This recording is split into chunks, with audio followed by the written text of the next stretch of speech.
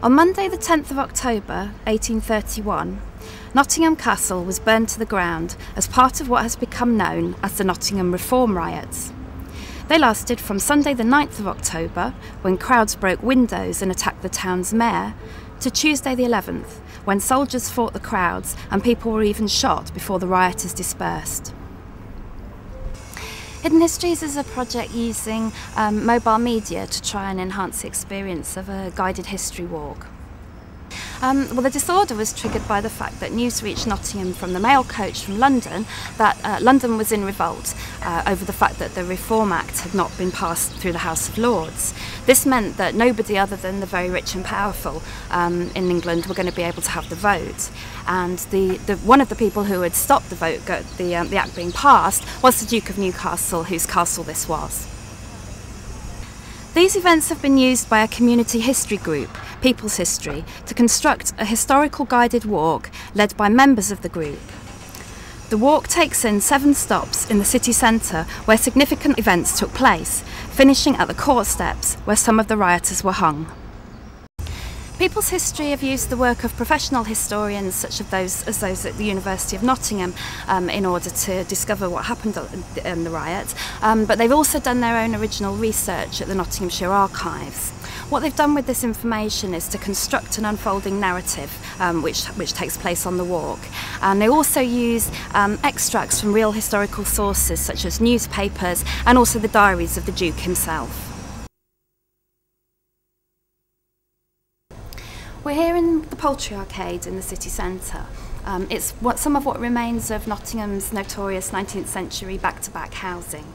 There's hardly any light gets down here. People live in incredibly cramped conditions and they had hardly any facilities. And life expectancy here was amongst the lowest in Europe.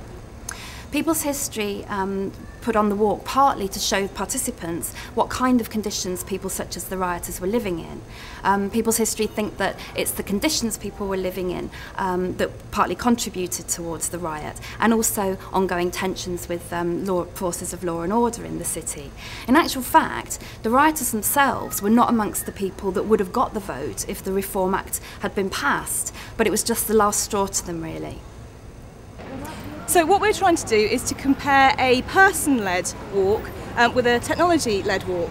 And so what we've done is to have a load of audio files that were used on the walk itself that we put onto a mobile device that's GPS aware. So whenever you're walking around town and the mobile phone knows where you are, you can then listen to those same audio files as the people on the person-led walk were listening to at the time of the walk. Rumours circulated for months to come about people arming themselves and planning to plunge Britain in a bloody revolution, which led to a lot of panic and so what we did in order to do this was to re-record the audio. Our friends from People's History did that for us. And then using those audio files, we created this audio tour using a platform called 7 Scenes. So we authored that on a desktop computer. And then there is a 7 Scenes mobile app which you can use on the phone. And so this enables you to, in location, the phone knows where you are, it enables you to interact with those audio files in exactly the same points as you would have had on the person-led walk. We've actually tested this with several participants, and although we haven't finished analysing that yet, it does suggest that there's enormous potential for this to be used as very informal, ad hoc, in-location delivery of audio information that anyone can just tune into if they've got the right sort of phone, and it does run on pretty much every internet-enabled mobile phone. So that enables you to learn in location about the location, just as and when you like, wherever and whenever you'd like to do that.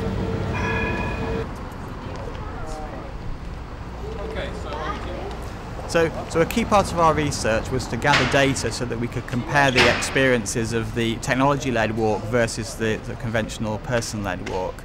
And we did this by means of a questionnaire that we handed out to participants at the end of each walk.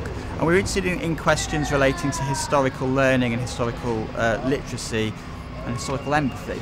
And so we were asking questions such as, well, okay, what did you learn, but also what surprised you and why? Who did you relate to and why? And this was related. These questions were related to the sources that were read out, because these were coming from a number of different perspectives. And this is what we wanted to, what the history group wanted to get across in their walk in the first place.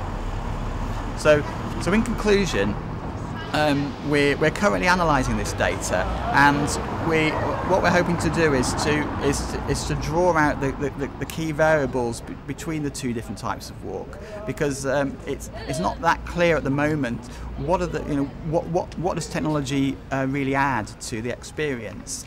And because there are so many different variables, and it's not just related to the technology or to the subject matter, it can be aspects such as group size, weather. There's many different variables. We need to do some more research in a wider project to discover how to discover what those variables are.